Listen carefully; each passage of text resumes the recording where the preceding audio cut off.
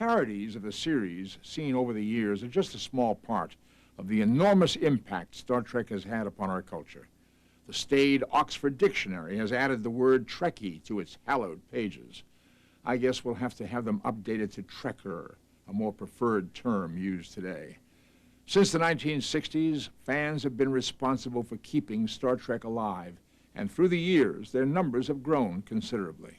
First convention that Gene Roddenberry and his wife went to in New York City, they expected 300 people and got about 3,500. The next convention was also held in New York City, 73, I think it was, and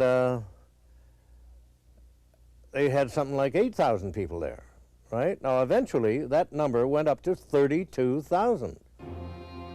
Over 250,000 fans attend conventions annually, and fan clubs can be found as far away as Japan, Australia, and Europe. Leben Sie lange und in Wohlstand. In 1991, the biggest number of fans ever gathered from around the world to honor the 25th anniversary at a 3-day extravaganza held in Los Angeles.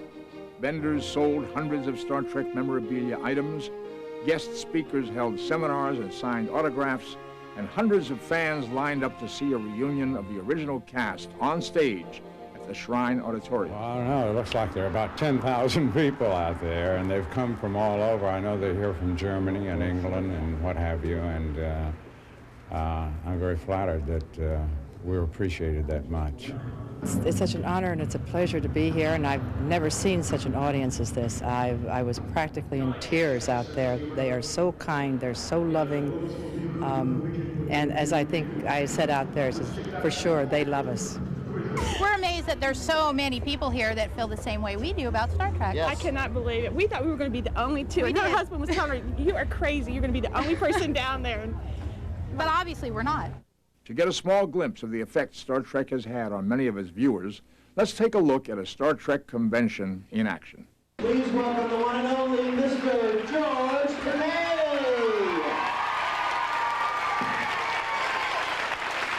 I think anything that has Star Trek on it is going to draw me to it like a magnet. AMT's been making Star Trek model kits since 1966. As a matter of fact, AMT made the actual Star Trek model that was used by the film company that is in the Smithsonian. And there has been very few years when the sales have not been doing very well for us. It's been the most successful model kit license in history. Live long and prosper, and hang loose from Hawaii. This came about because the designers of the jewelry and the fashion accessories wanted to attract attention with electronics and also have something the public would like to wear and have fun with. And the Star Trek creators saw the jewelry and wanted to have it on some of their characters to attract attention. And it's worn by Worf, the television show. I've been a fan since 1966, right in the very beginning, first episode. It's been a great 25 years.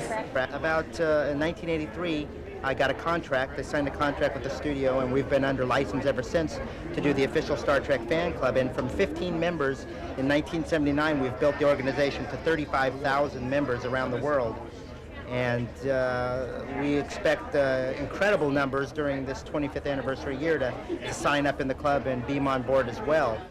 Statistics indicate that 53% of the American public consider themselves Star Trek fans, and you'd be surprised where they come from. My name is Jim Thorne. I'm an astronautical engineer in the Air Force. I work with NASA on international space experiments. I'm a fan of Star Trek because I see it as a positive future that we can look forward to and hopefully achieve in reality. Far too many people believed, and many still believe, that there are a bunch of teenagers who wear odd clothing and give odd signs and things, but they're not. Trekkers include businessmen, bank presidents, stockbrokers, college professors, and a large number of astronauts. Well, it's kind of interesting. As I watch my daughter sitting there watching Star Trek: The Next Generation, I kind of can take myself back several years ago when I was watching the initial Star Trek program, and it kind of says to me that she is looking at the same types of visions, hoping to do the same types of things that I find interesting and fascinating, and the fact that she is also working here at NASA now as a co-op student excites me that maybe she'll be able to follow on my footsteps someday. Visiting the bridge of the USS Enterprise carries a legendary mystique all its own. Many distinguished guests have visited the set at Paramount Studios over the years, including the chairman of the Joint Chiefs of Staff, General Colin Powell, and former President Ronald Reagan. In 1988, Universal Studios theme park premiered a thrilling new attraction, the Star Trek Adventure, seen annually by over 5 million visitors.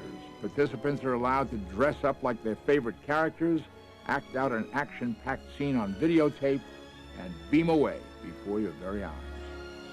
Gene Roddenberry and several cast members were on hand for his gala opening. We get a lot of fan mail, both of us do, and constant letters are coming in all the time of people that would love to be a part of this show. Can't tell you how many letters state that. And here is the perfect opportunity for them to really be on a Star Trek and have their own little film, the whole bit. I think it's a very exciting idea.